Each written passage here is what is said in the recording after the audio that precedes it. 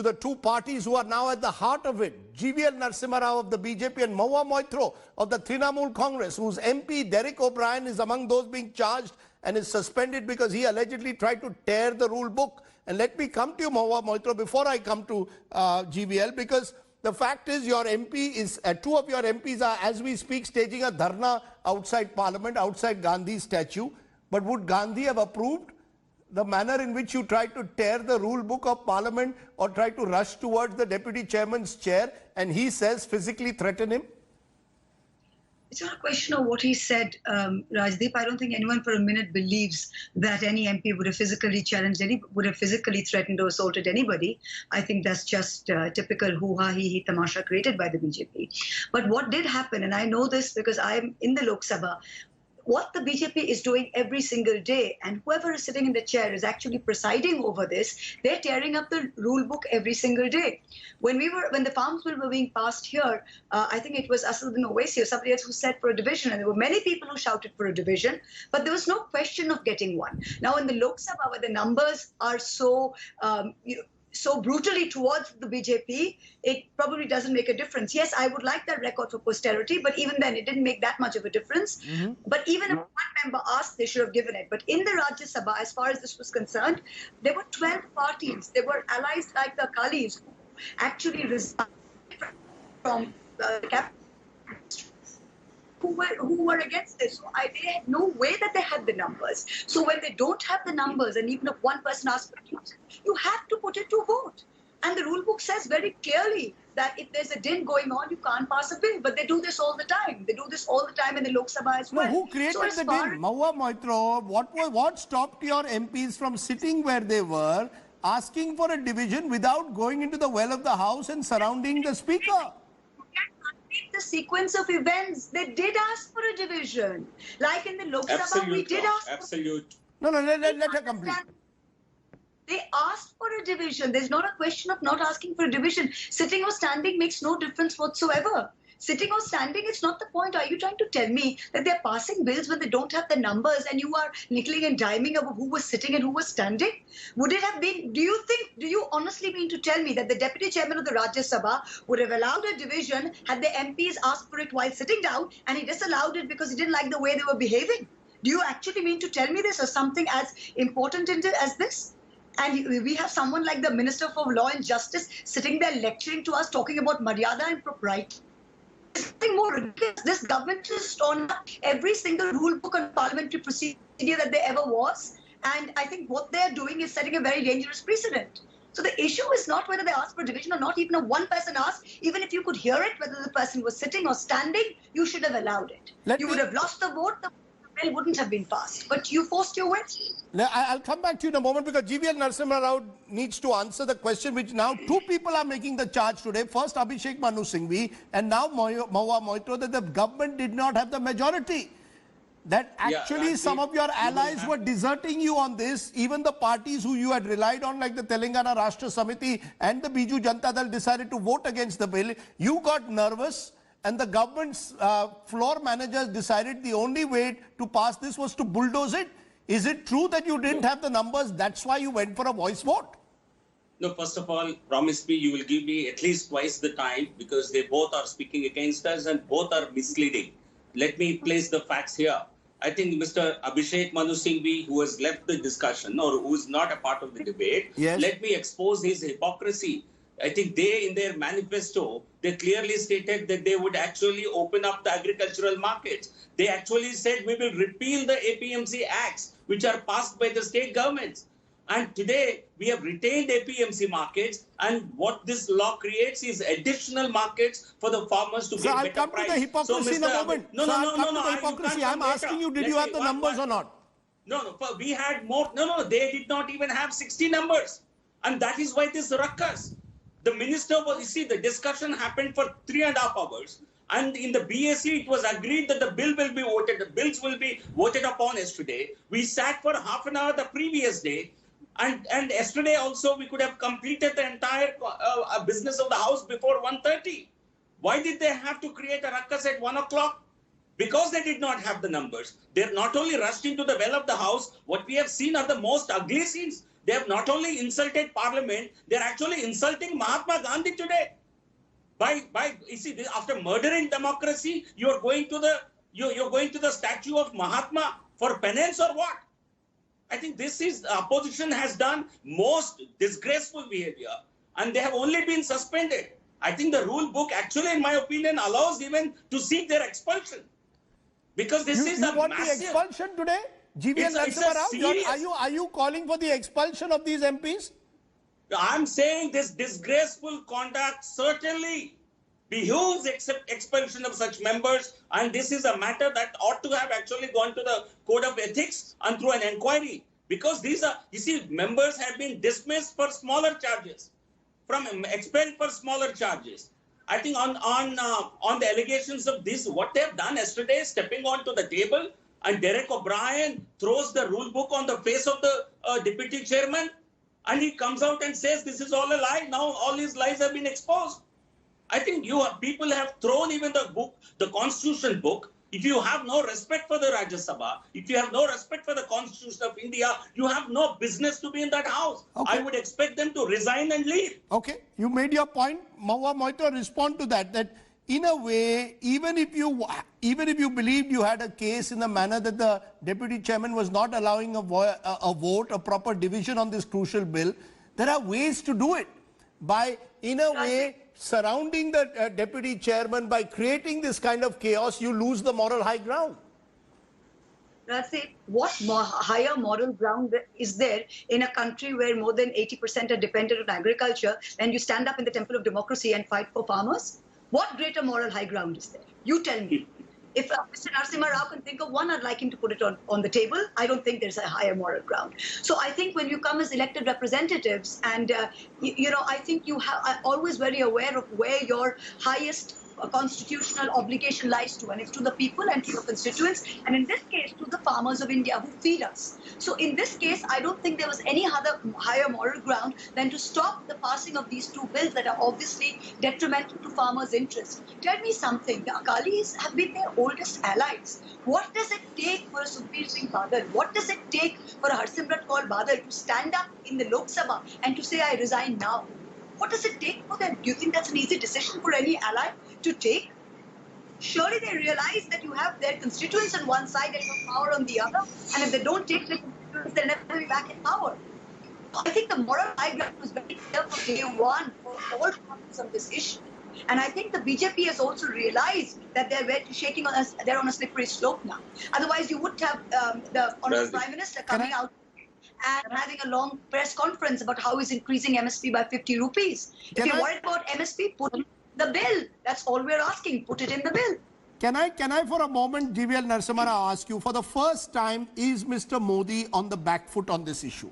The fact that the Prime Minister has had to come out on more than one occasion in the last few days to say, no, I'm not doing away with MSP. No, I'm not doing away with the APMC mandis. Somewhere, the manner in which the opposition has come together and your oldest ally has publicly gone against you, somewhere has this pushed you on the back foot? On the contrary, we are actually on the front foot. We have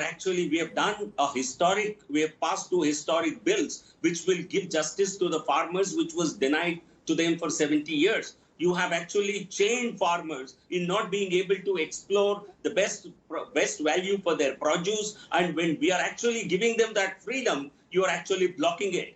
The entire opposition stands exposed. We are certainly explaining to people, because we want them to, every farmer to realize all these people who oppose this bill, they are actually speaking up for people who have exploited farmers for 7 decades. We are certainly, we know it's a historic decision, and we will continue speaking. Okay, it's a historic. Prime Minister spoke. Each of us will speak in every district. You know, it's very interesting. We will address people. It's very interesting. We will go to farmers. Okay, it's very. One second, Razi. Yes. This only shows the credibility and the quality of our leadership. We know how to make very important decisions, and we are confident of telling each farmer in this country that it is in their interest, and people believe it. They are not going to be carried away, swayed by the fake propaganda of fake political parties. GVL and Mahua Moitra, just pause for a moment. I want to play something, because I want you to see how times change. I want you to respond to this. Listening to what the BJP and the Congress both, the two main parties of the country, have spoken in the past in 2012 when there was a debate on FDI and retail on open markets for farmers. Then remember, the Congress was in the government, the BJP in the opposition. Listen in and I'll get your responses. जब किसान बोता है और बेचना जाता है तो उसके पास कोई मार्केट नहीं है, उसको मालूम नहीं किस मार्केट में जाना है। अगर मंडी जाता है तो 35 से 40% सामान खराब हो जाता है। और इस बीच में आठ लोग कमीशन एजेंट होते हैं, बीच में 8 कमीशन एजेंट बिचौलिए। ये बेचारे किसान को 15 से 17% जो माल मार्केट में बिकता है उसका केवल 15 से 17% किसान को जाता है, बाकी बिचौलियों को चले जाता है। तो आप विपक्ष के नेता और विपक्ष दलों को यह तय करना है कि वो किसान के साथ हैं या बिचौलिए के साथ। अध्यक्ष जी, अमेरिका का बिचौलिया है। जो ग्रामीण अर्थव्यवस्था को जानता है केवल वो इस बात को पहचान सकता है। ग्रामीण अर्थव्यवस्था ये कहती है कि आपके ये बैंकों के एटीएम तो आ जाए हैं, आड़ती उस किसान का पारंपरिक एटीएम है। किसान को बेटी की शादी करनी हो, बुआ का भात भरना हो, बहन का छूछक देना हो, बच्चे की पढ़ाई करानी हो, बाप की दवाई करानी हो, सिर पे साफा बांधता है और सीधा मंडी में आरती किया जाकर खड़ा हो जाता है। Both of you answer this. How times have changed from 2012 to 2020?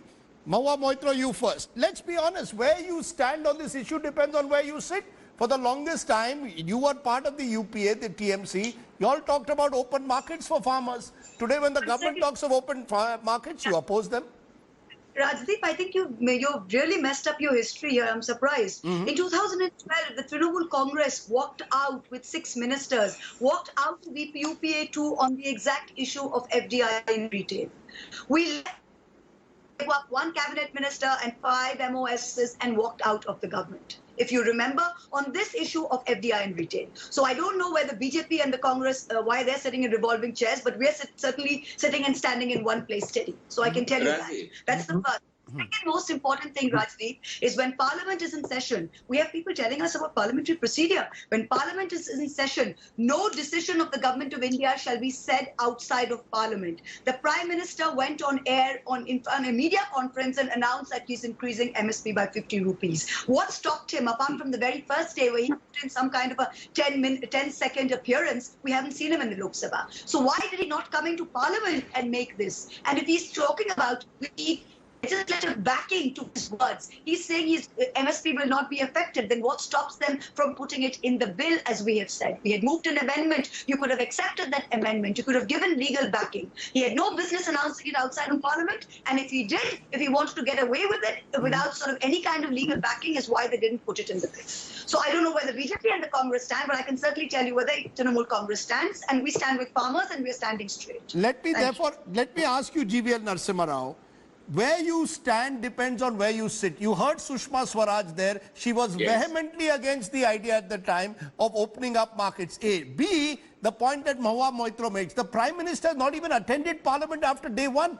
And then on a Sunday morning, in 4 hours, on a serious farm bill, you expect the bill to be pushed through.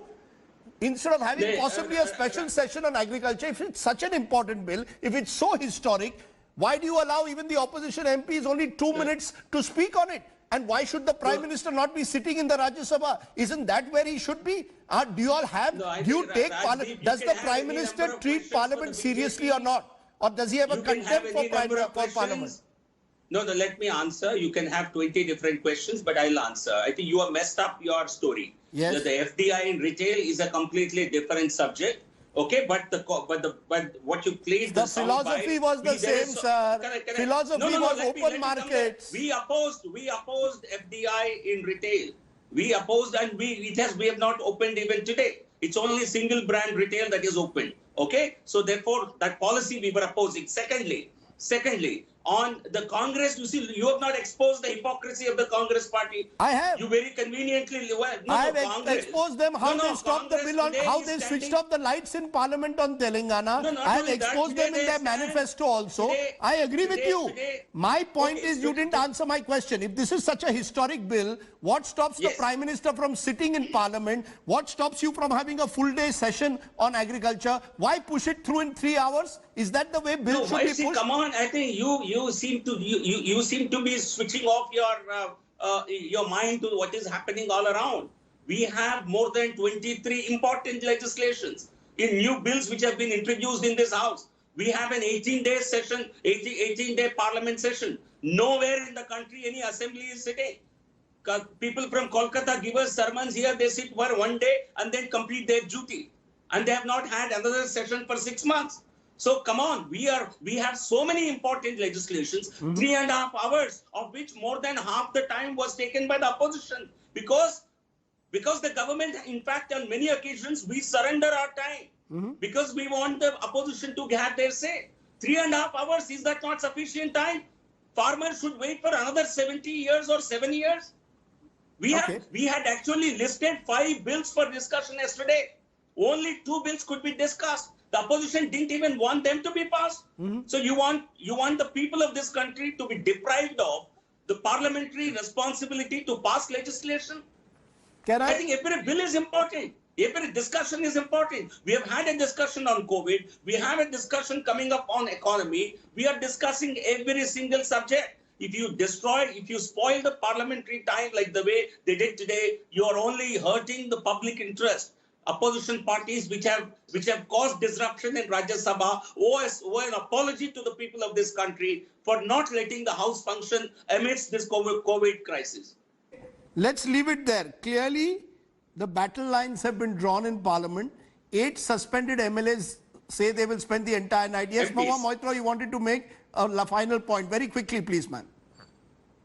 Very quickly, I think we tend to forget that the PM is PM second and he's MP first. So, he needs to be in Parliament, and the announcement that he made outside, the very same... Compare. No, ma'am, we have a strange situation where, just a minute, ma'am. We have a strange situation where, just a minute, GVL.